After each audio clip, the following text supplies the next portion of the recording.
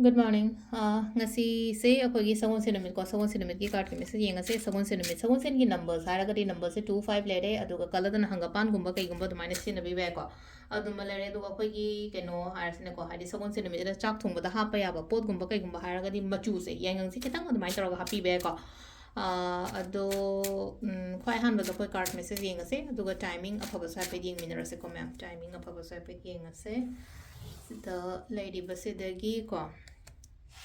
sile ko ahan basida leire ani shuba card sida leire ko mathak ta dum thamme ko sain taraga ahum suba card sile ko sile ahan ba khan ba yinga dai lokho chara ye ahan bal sina first card khan ba ngai gi oina ne ko hadi first card khan ba ngai oina ngasi gi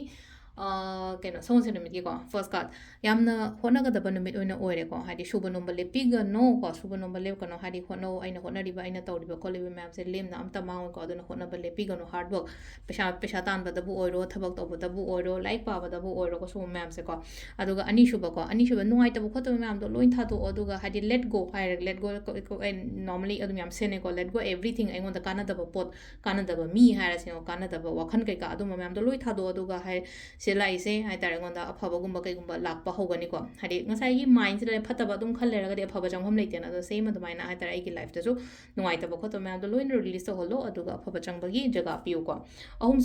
suba sina sit lai je ko problems gumba kai gumba khatang khradi lai gani ko do slei ba problems ma'am se gi ko hadi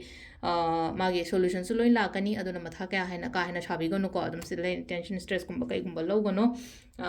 ishada matam piu ko phajana sisina koi card message le timings le ki pung taru ka minute ama dagi na tare ka minute kuni thoi phang le adagi pung tara ga minute dagi na nungdin ki pung ani ga minute manga phang le ko aduga amana nungdam gi na mari ga minute kun taruk tagi na nungdang gi nipan ga minute manga phang le ko aduga amana pung ahing nongya gi na trama thoi ga minute kun mari deina ama ga minute ahum phang le nongalam da ahing nongalam da gi ani ga minute funi thoi deina